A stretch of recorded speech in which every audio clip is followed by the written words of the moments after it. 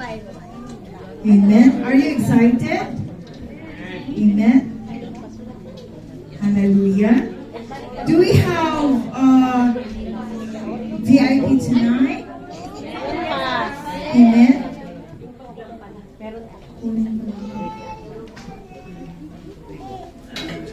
Hallelujah. God is good. All the time. All the time. God is good.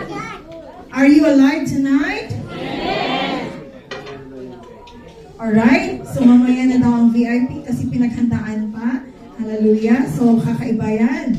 Okay. So we will continue our theme, which is sowing the best. Amen? So the title of our preaching tonight is fruitfulness. When you say fruitfulness, you bear much fruit in serving God. Now, in terms of fruitfulness, let me ask you a very important question. Yung nasa likod, can you answer this question? Have you considered yourself being fruitful Christian? Hallelujah. Can you say amen? Amen. So, since in Christ, we serve God, mamumunga tayo with the virtues and character of Jesus, the fruit of the Holy Spirit. So, kung ang mangga, ano ang bunga ng mangga? Mangga, hindi santol. Yes. So, have you captured people to Christ because they have seen the fruit of your life? Have you captured people? Have you invited people here because they have seen Jesus in your life? Can you say amen? Amen. They are saying, huwag lang ninyong tingnan yung ugali ko. Manood lang kayo doon. Just observe there. You know, you cannot say that because they will always see your fruits and they will see your bunga. Now, let's check the text in Mark 4:13 to 20. Okay, let us check. Right? This is our text.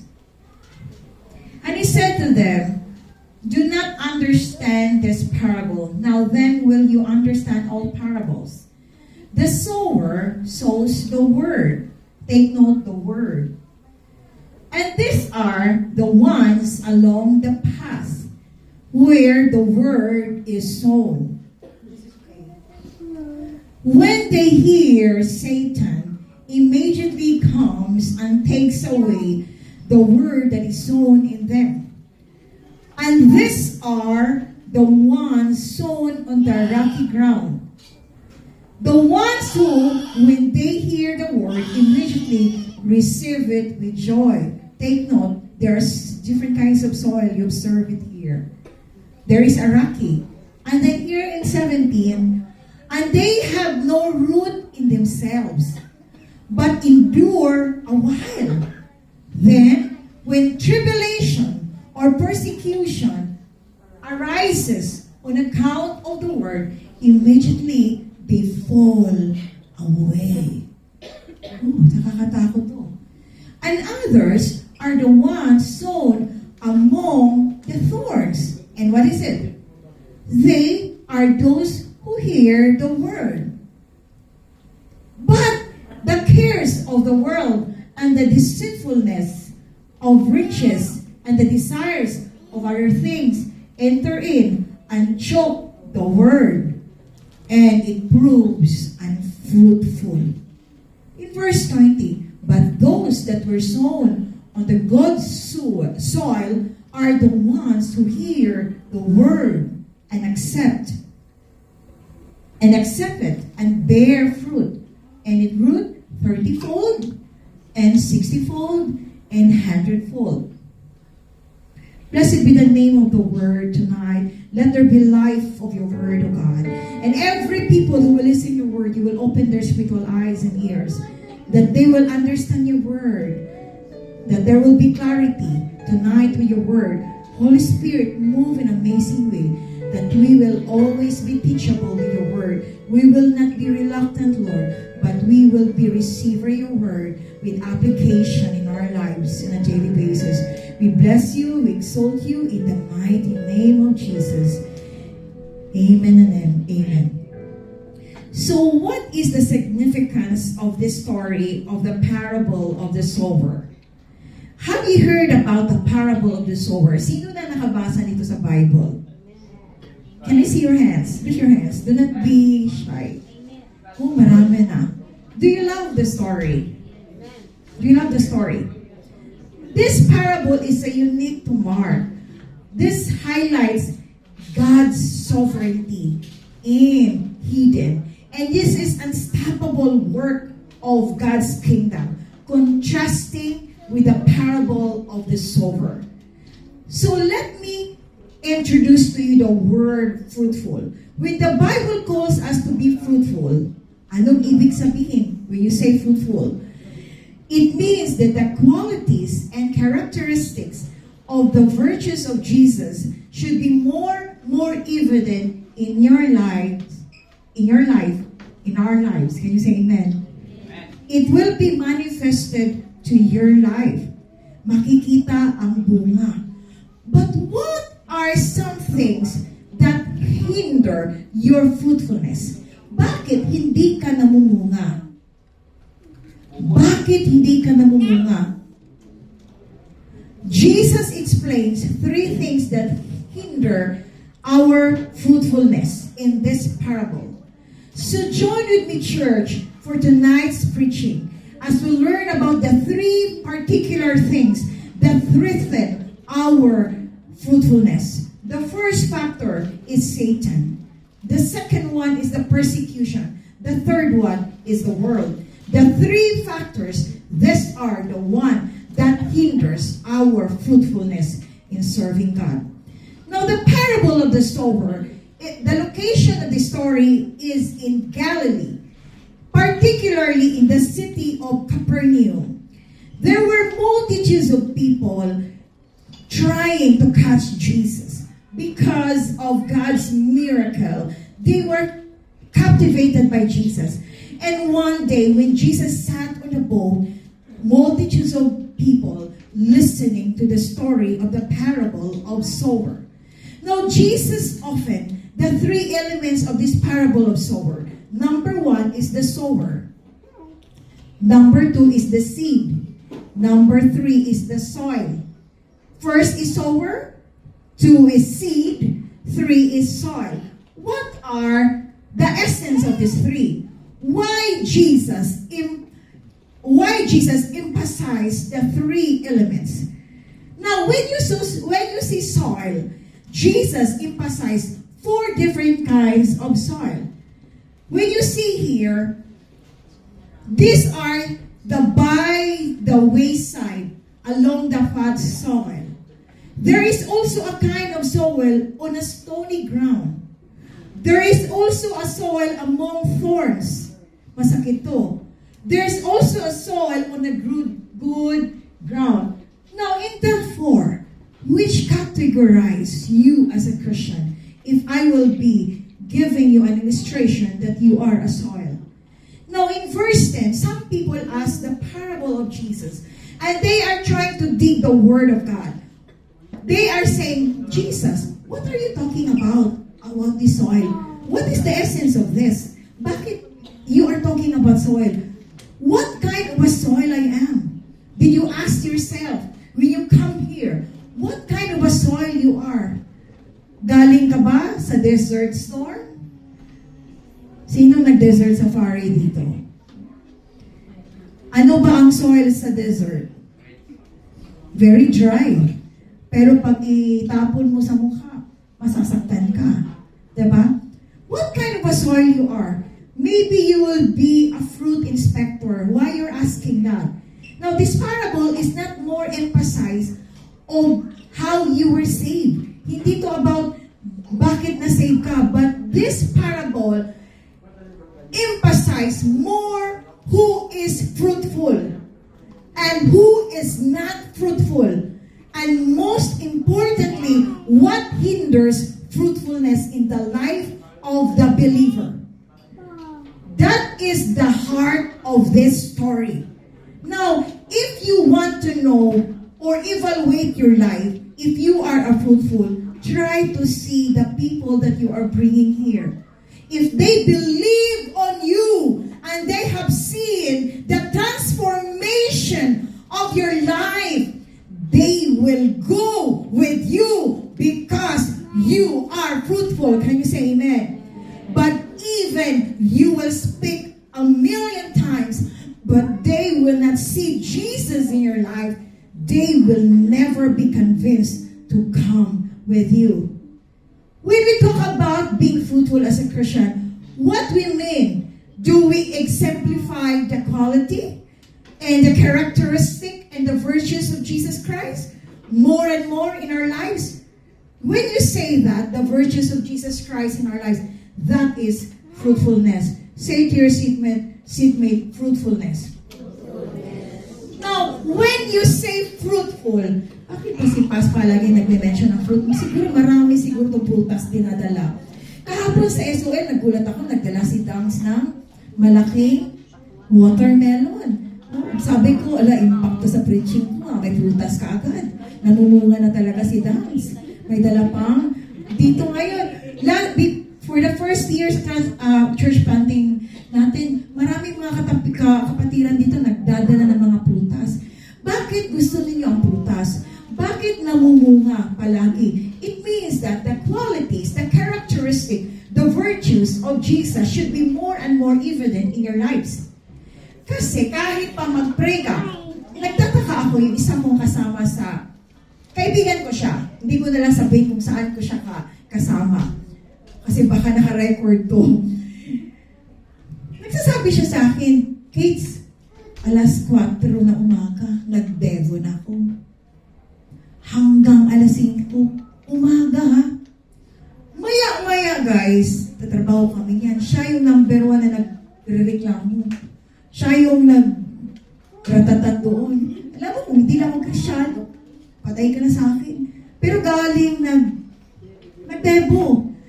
Nagtataka kami, bakit wala siyang bunga? Pero sabi niya, nagde-devo daw siya. Seryoso ba siya sa devo niya? Ano ba dinidebo niya? Baka Facebook? You know, the implication of being fruitful is dying to yourself. When Paul said, I am crucified with Christ, nevertheless I live. Meaning, hindi na si Paul ang namumuhay. Kung hindi si Jesus na ang namumuhay sa kanya. So kung patay ka na, hindi ka na magre-react. Can you say amen? Hindi ka na magre-react sa mga basher mo. Diba? Dying to your old attitude, that is being fruitful. You are crucifying your flesh. Say, crucifying your flesh. More and more our flesh, less of us, and more to Jesus. Can you say amen? The virtues and characteristic of Jesus is more visible, manifested in our lives. That is fruitful. By the way, Jesus called us to be fruitful. Let's check this verse in John 15:8. By this my Father glorified, and you bear much fruit. Ano bang tawag sa mga babae kung hindi ka mumunga? We apologize, but some of you hindi pa namumunga, we declare that you will bear. Manganganak kayo in Jesus' name. But that is the common language that we are using. Yung mga dalaga, hindi po kayo bao. Wala pa kayong asawa. Maghintay lang kayo. Alam niyo, yung nag-met kami ni Daddy, yung kuya ko nag-oppose sa marriage namin. Sabi ng kuya ko, Kate, 38 ka na. Paano kung hindi ka mabubuntis? At iiwanan ka ni JR. Ako pa yung iiwanan. Yun, nag-conference sila, yun yung mga marites. Nagmamarites yung kuya kuya ko sa mama ko na, hindi alam ni daddy yan, hindi ko sinabi yan. Baka iiwanan ka. Sabi ko, hindi ko nga to, nagtatago lang ako to sa church para hindi ako masundan. Tapos pag mag-asawa, iwanan ako. Parang naisip ko, sabi nila, 38 ka na, baka hindi ka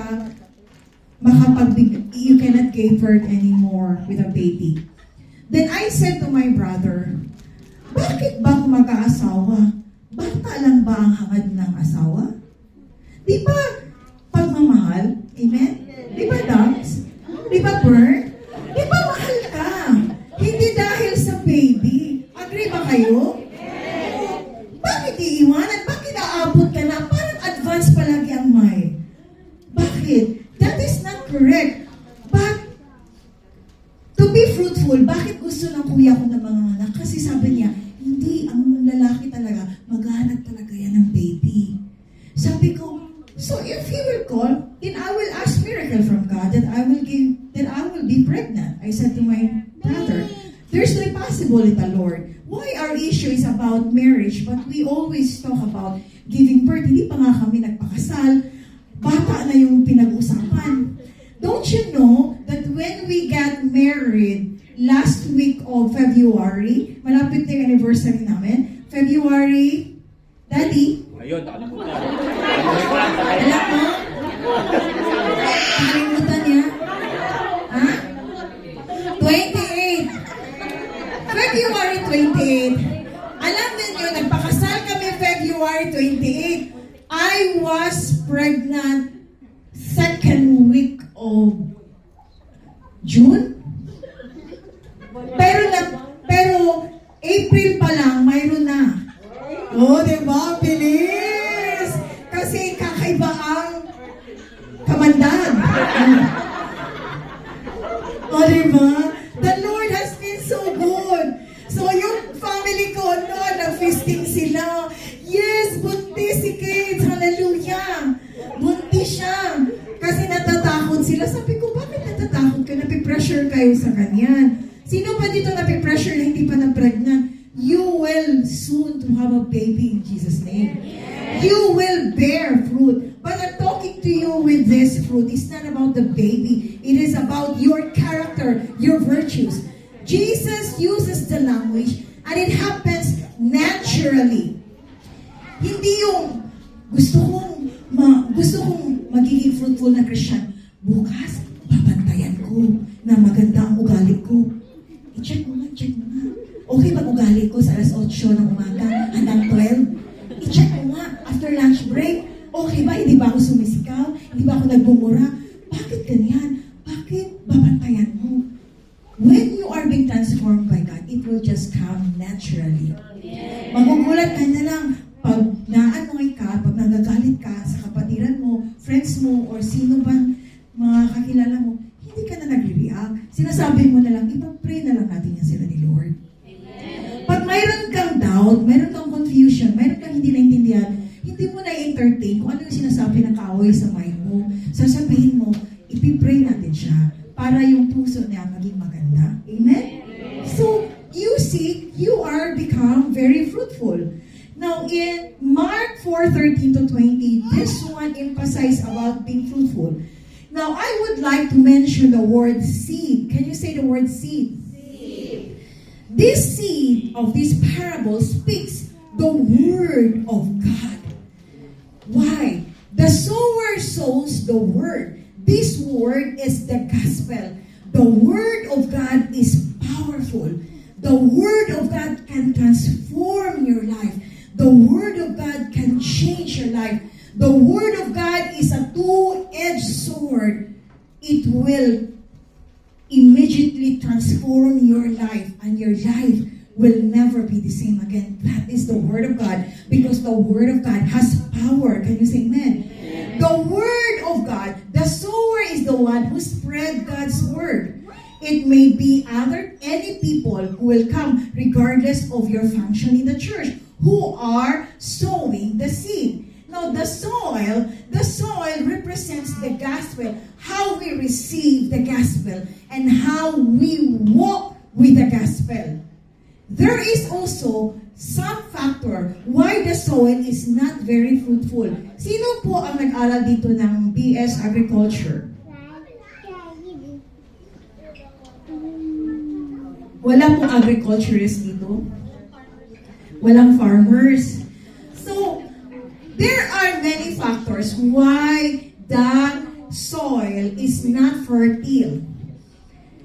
Why there is some crops that are not fruitful.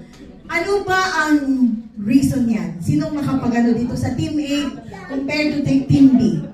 Tell me. Bakit hindi mataba ang crops? Bakit namamatay ang crops? Wala nang fertilizer, sabi nila, walang peste. Ito, bakit hindi namumunga? Masyado maraming gamot. Masyado.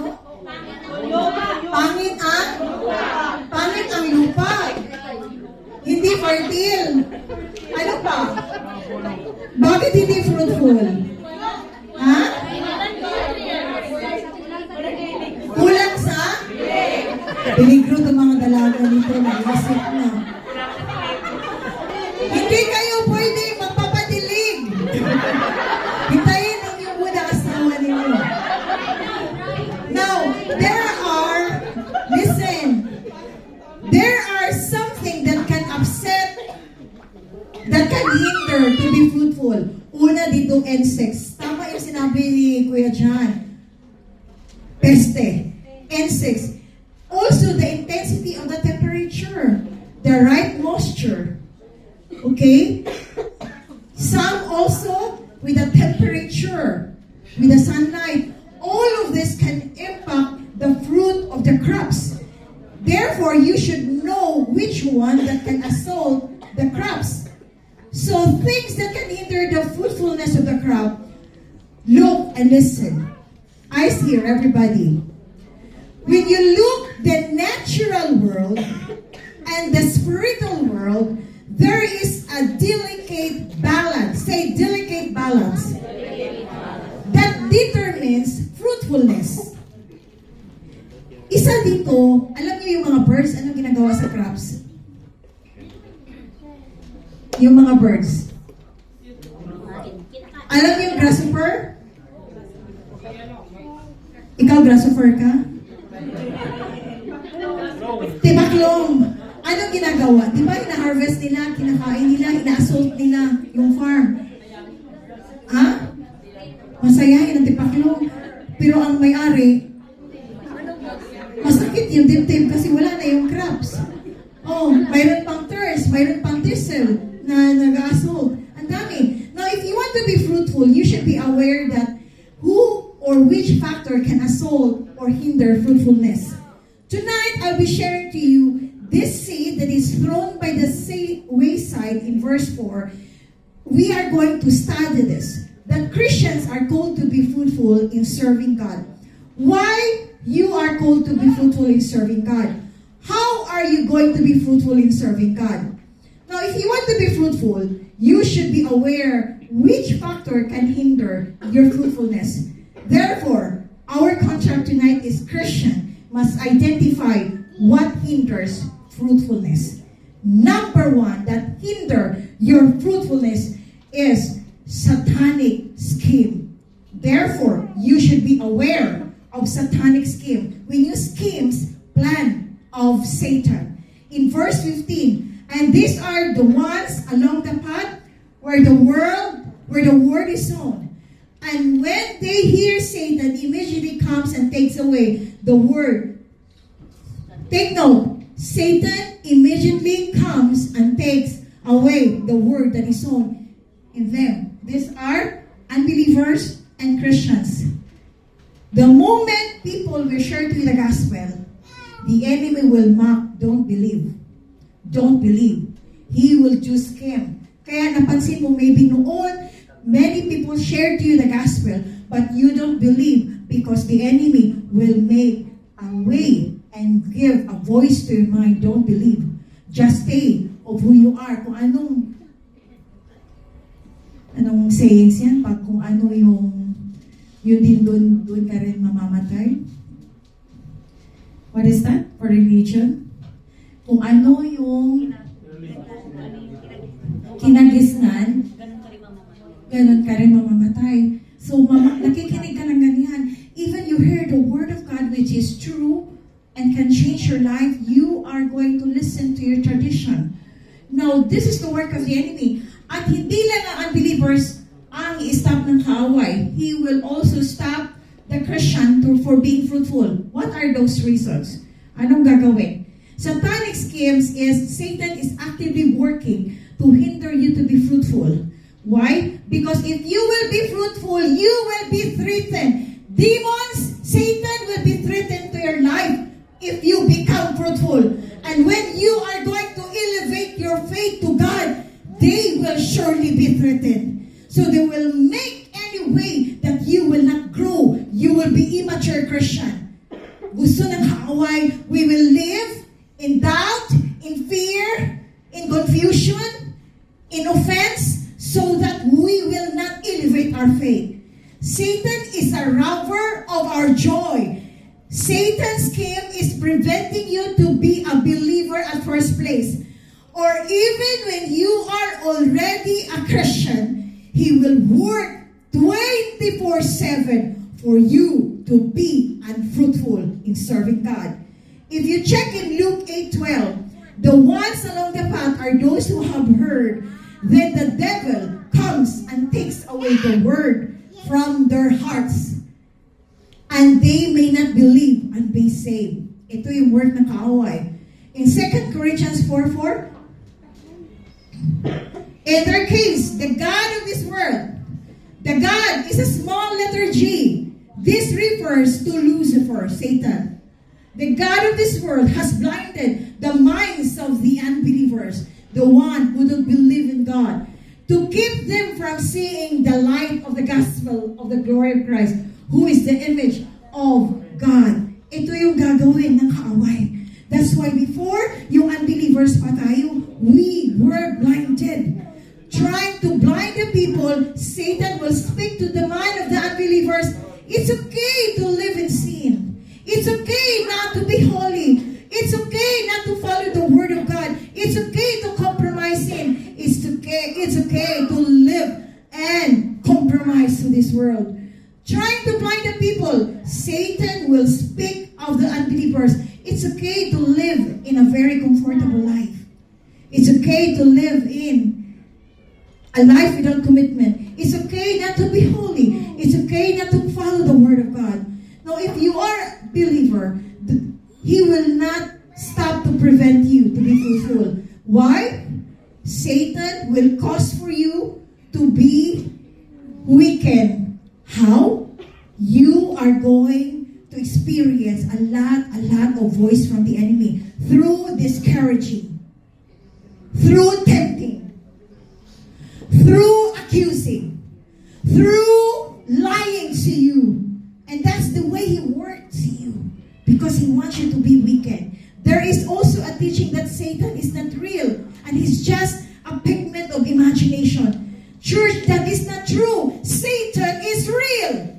And he is doing 24/7 to steal, to kill, and to destroy your life. Because he knows that his life, that he will go to hell very near. And he's doing every scheme to deceive each one of us. Satan is a rebellious angel. He rebelled against God. He was able to deceive 1/3 of populations of angels. We cannot underestimate him. Maybe you don't know, but if he will play with Satan in the first, we will just enjoy. You know, when Satan will try to tempt us, masarap pag bawal. Pero ang ending, death. He will kill you. You know, that he wants you to go to hell, to eternal damnation, because that is his aim. That is his goal. In Ephesians 6:10-13, what is the word of God?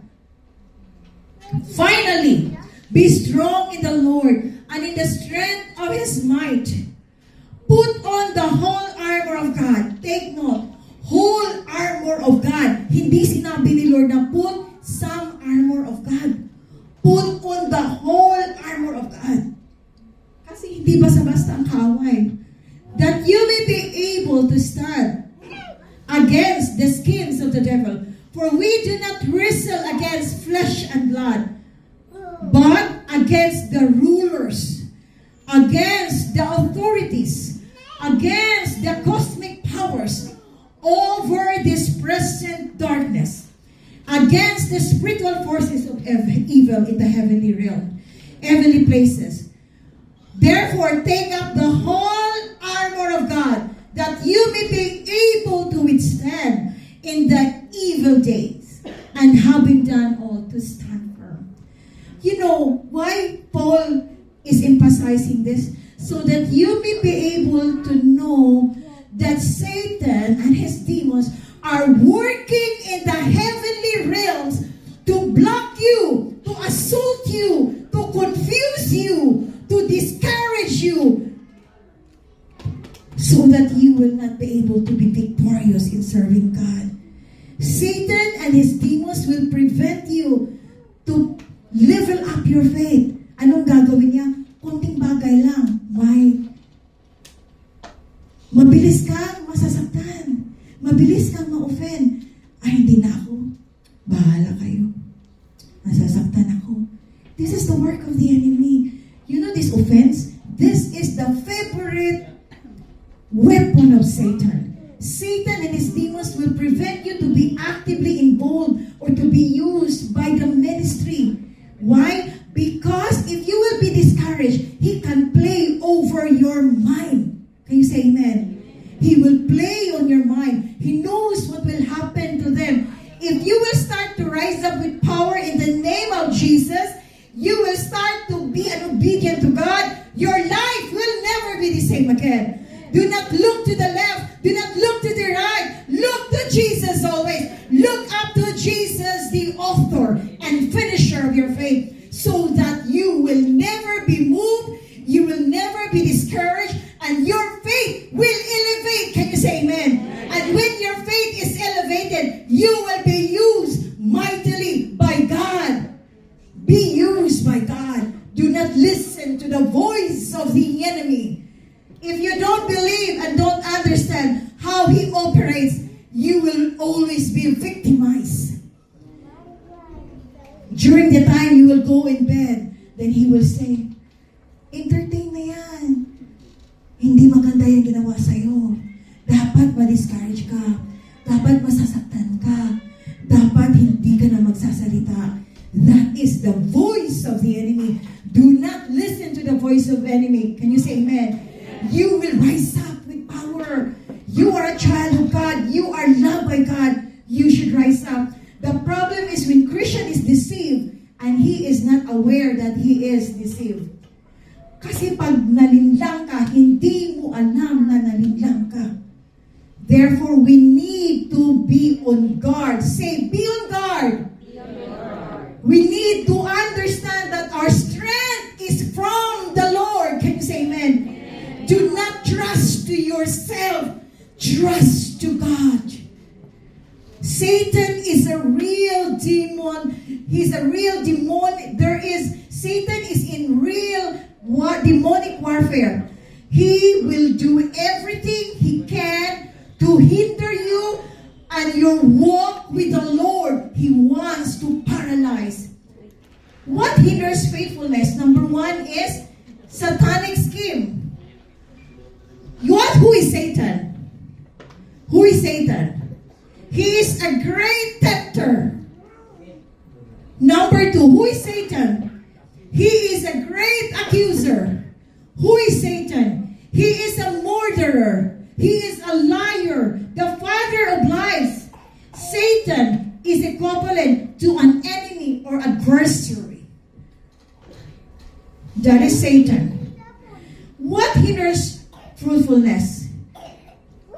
You know, Satan's scheme, he is the devil. He is the diabolus. He is the accuser. Nangihina ka na. Hindi ka na faithful ni Lord. Dapat magpapakamatay ka na. Wala ka ng pera. Yung boyfriend mo, iniwanan ka na. Mas maganda ang pinalit sa'yo. Kawawa kang cowboy. Hindi ka na mag-church. At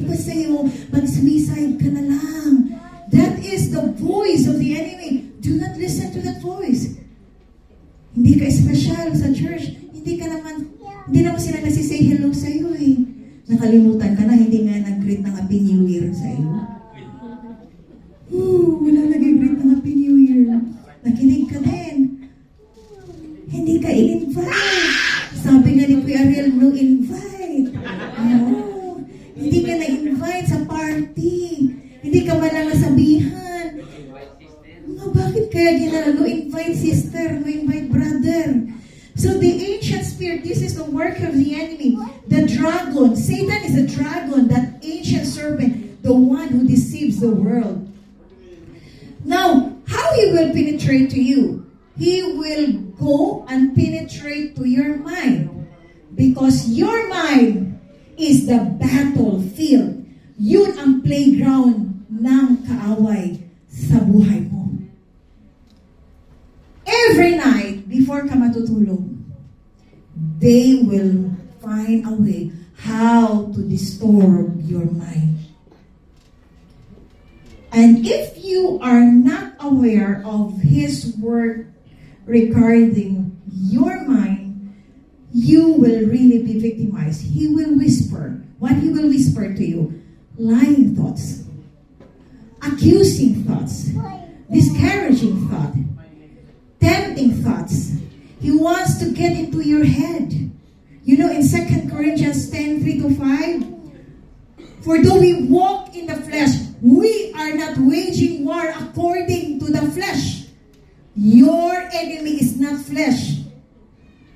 For the weapons of our warfare are not of the flesh, but have divine power to destroy the strongholds. That is the power from God to destroy the strongholds. We destroy arguments, sabi ni Paul. In the church, we should minimize arguments. Can you say amen? Minimize arguments. Because if you will listen to the voice of the enemy and you start to do argumentation, you are exalting the enemy and you're giving a way of the enemy for you to be victimized.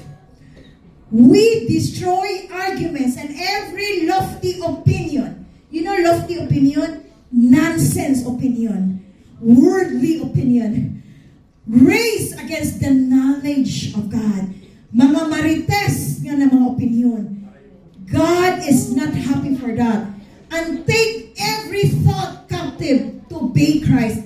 You are going to take every thought captive. Meaning, every negative thoughts, every accusing thoughts, every offense thought, you are going to reject. Can you say amen? Reject in your mind and you will say, no, I will not listen to this offense. I will not listen to this issue. I will not move on this. I will reject you. And I pray, O God, that you will give me the peace of God and pass it all understanding in Jesus' name. I reject these negative thoughts in Jesus' name. That is what you're going to do. Can you say amen? Do not listen. Siguro, iwanan ako ng asawa ko kasi nakikita ko, may nasave siya na picture yung ex niya. Siguro dahil hindi na ako nagsusuklay. Siguro dahil hindi na ako maganda. Siguro dahil mataas pa ang sahod ng babae kaysa sa akin. Lahat yung mind mo nag-isip. You know, that is not from God. Reject that evil thoughts. Can you say amen? Reject. Alam ninyo guys, ikaw ang nagdadala sa mind mo. Kung ano ka ngayon, because of who you are, kung ano yung pinifeed mo sa mind mo.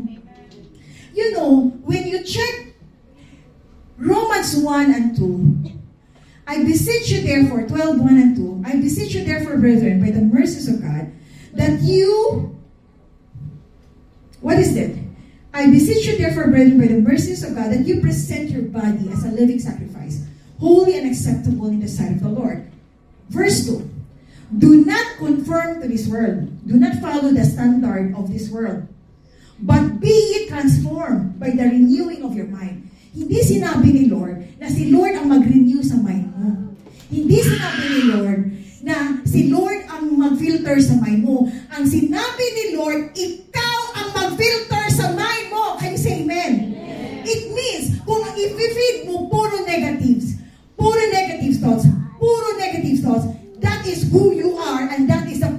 your life now. Can you say amen? Did you learn something? Did you learn something? You know, pag lahat ng nangyayari, may meaning ka, may issue ka, may comments ka, kaya ganyan ang buhay mo ngayon. But if you listen to the small voice of God, listen to what is good, what is acceptable, what is perfect, what is in the knowledge of God, what is in accordance with the Word of God, you will be a fruitful Christian. Can you say amen? Because you know how to discipline your mind. Every lying thoughts, accusing thoughts, discouraging thoughts, tempting thoughts, you have to take it captive. Again, you have to take it captive because He will do it constantly to you to destroy your mind. Lying to you, you know, the enemy is lying to you that you are not saved. The enemy is lying to you that you are not loved. The enemy is lying to you that you are not important. The enemy is lying to you that you are better off dead. Sana patay ka na. The enemy is lying to you that you are ugly. You are useless. The demons will infect you that your friends is more attractive than your wife. Kaysa sabihin ng wife, oh, mas maganda pa yun sa akin ha. Dapat magpaparipan ako. Dapat magpapaano ako, papakaratin ako. Dapat magpalahat. You know guys, there's no problem with that. But check your mind. Amen? Filter your mind. Do not feed your mind with evil thoughts. You should know His very scheme because you should take it captive. Say, take it captive.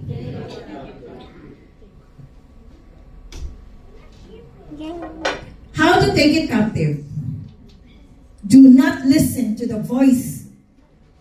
Do not listen to His voice on your mind. Can you say amen? Do not entertain His voice. Reject every lies. Lay hands to your head. Declare a Lord's Prayer. A strong prayer. Lord, I don't believe on Satan's lies. Can you say amen? Amen. I am a child of God. I am special in the sight of God. I am not abandoned by God. I am loved by God. I reject every negative thoughts in Jesus' name. I know that thought is not right. I know you will replace my mind with the peace of God that surpasses all understanding. Can you say amen? We have to be wise to these things because Christians must identify what hinders faithfulness. Number 2, aware of personal persecution in verse 16 to 17. We have already read that one. Now, can we just capture this word? And these are the ones sown the rocky ground, 16 and 17. Yeah. The ones who, when they hear the word, immediately receive it with joy.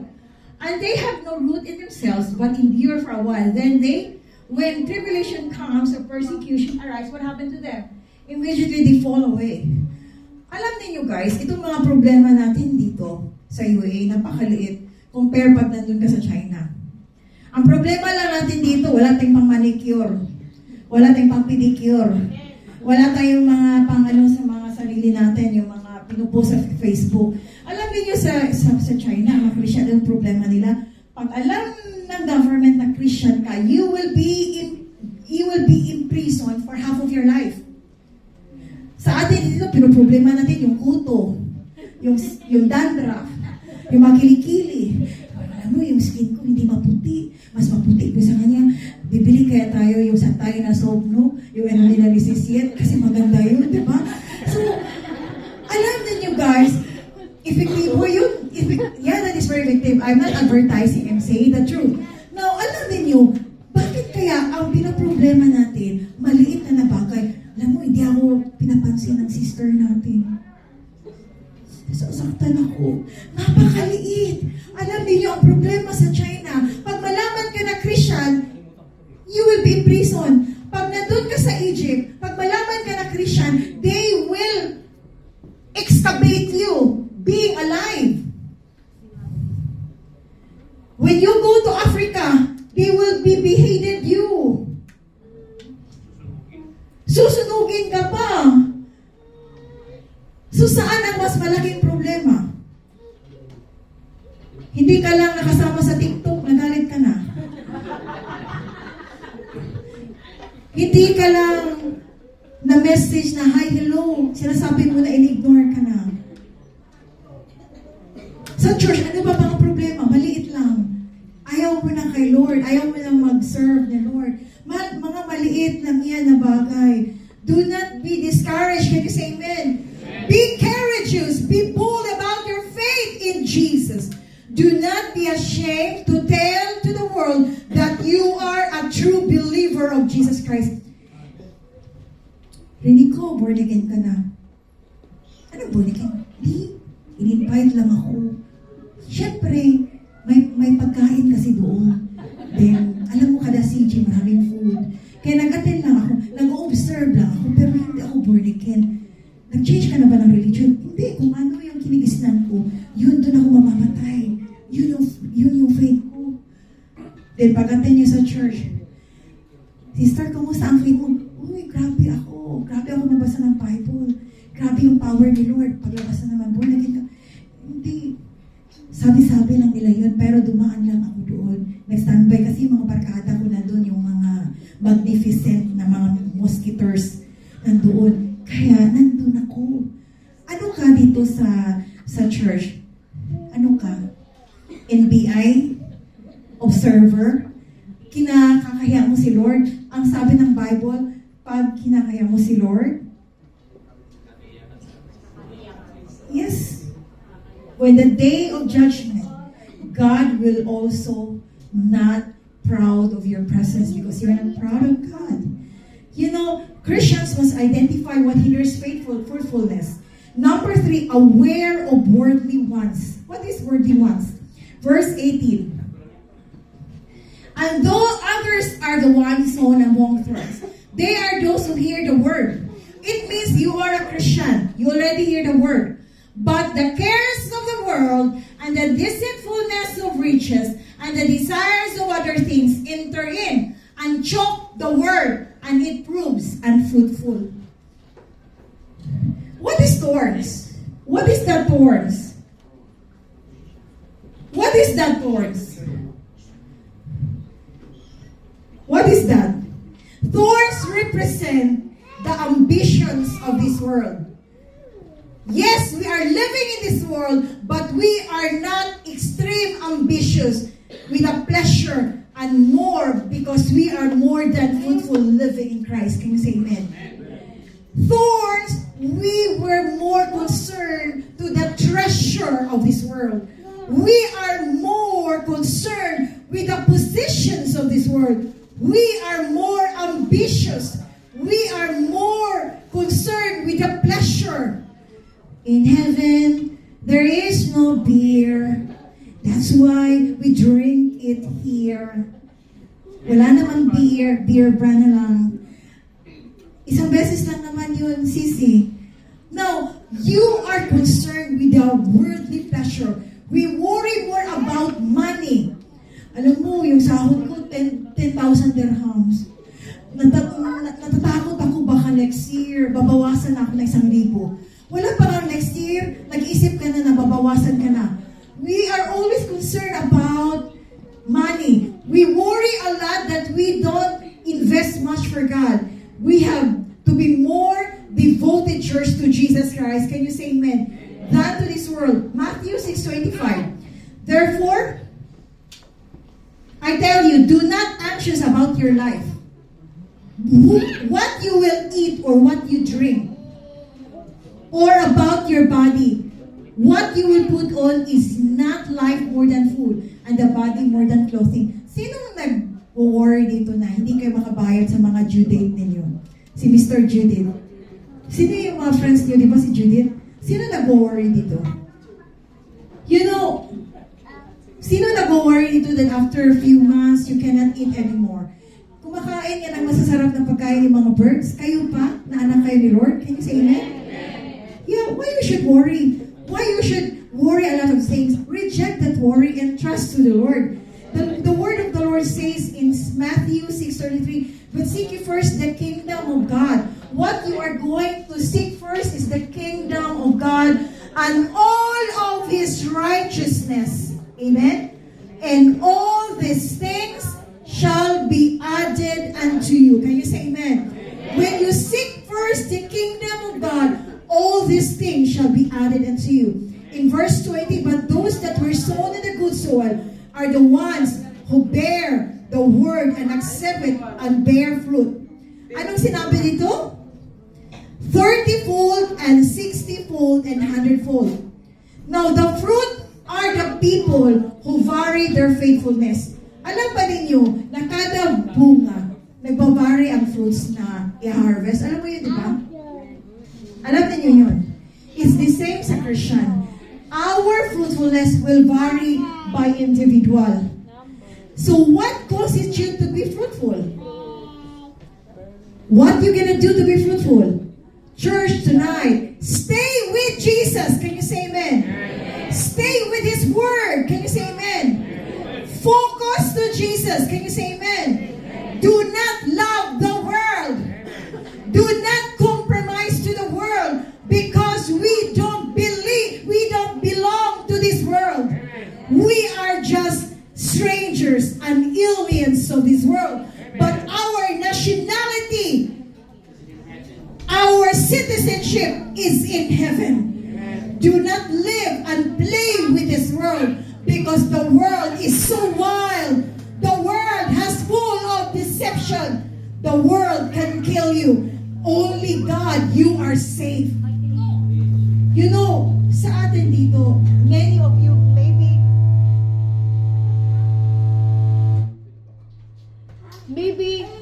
maybe we have doubt of our life. Maybe we think that we will be alone.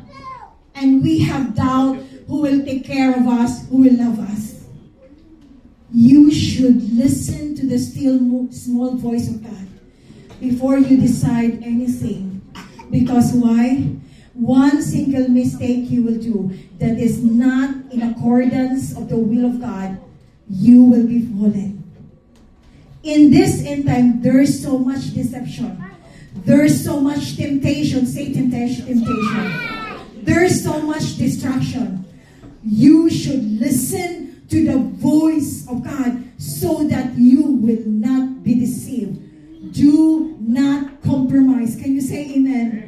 Amen? Hallelujah. You are a child of God. You are loved by God. His love never ends. You know, when you are with the kingdom of God, you are called to be the salt and light of this world. And we can trust God as we are partaker and believers of Christ. We are God's workmanship. We are all part of His greater work. We are all have purpose because we are called to subdue kingdoms to God. Do not let God that He will think that He will not trust you. In small things, if God can entrust to you, in greater things He can entrust to you. Do not compromise to this world. Do not live in this world, but be ye transformed by the renewing of your mind, that you may prove what is right, good, and acceptable, and perfect will of God. To God be the glory. Can we give a clap offering for God? Can we all stand in the presence of the Lord?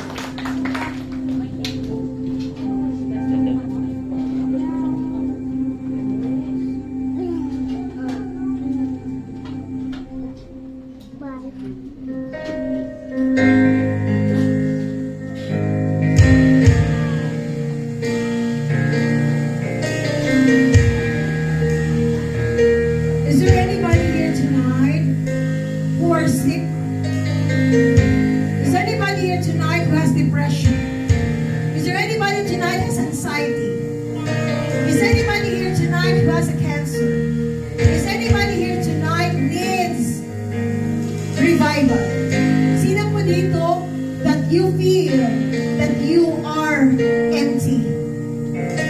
You feel you have been discouraged. If you feel that way, come here and we will pray for you. Those who are sick and needs healing, let us worship the Lord our God. Hallelujah.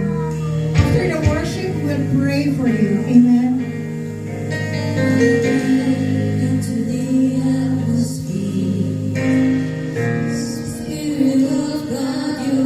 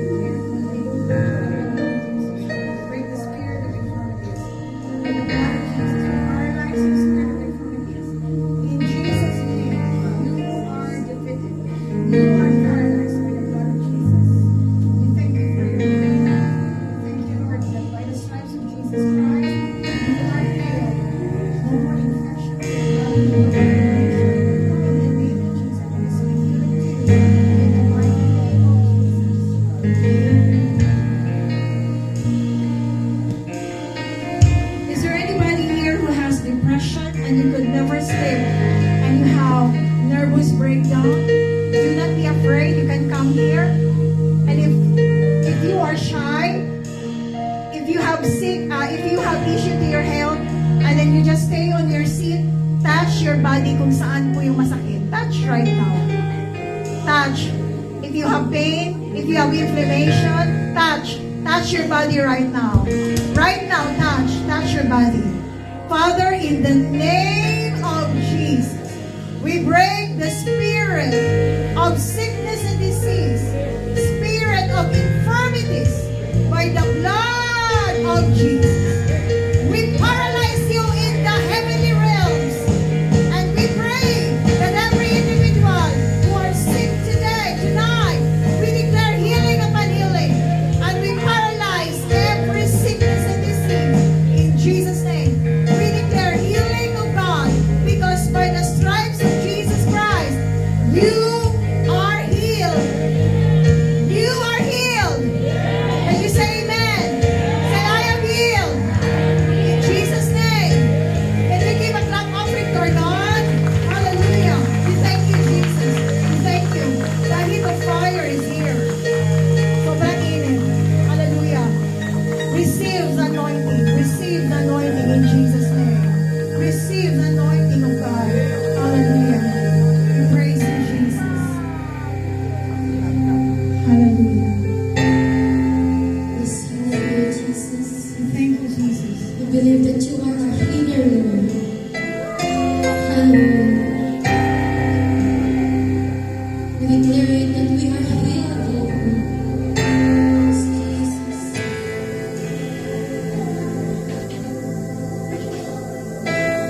Yes. Oh, my every Calm our raging sea.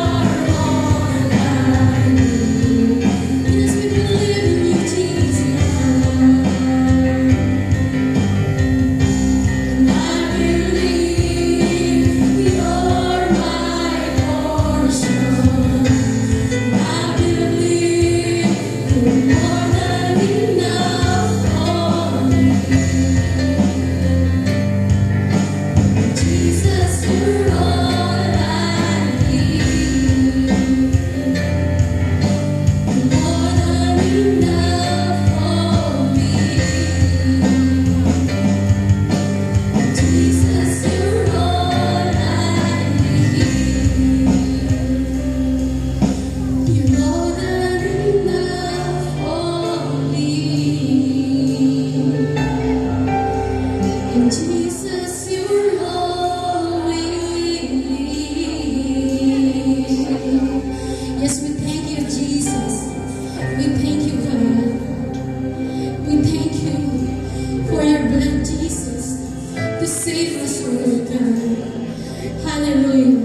Because to you all the glory, Lord, all the honor, all the thanksgiving. Because you are the Lord of Lords, you are the King of Kings. Hallelujah. We worship your holy name, Jesus. We exalt your name in this place, oh God. Hallelujah. And everybody will say, Amen. Amen. Thank you, Lord. Hallelujah.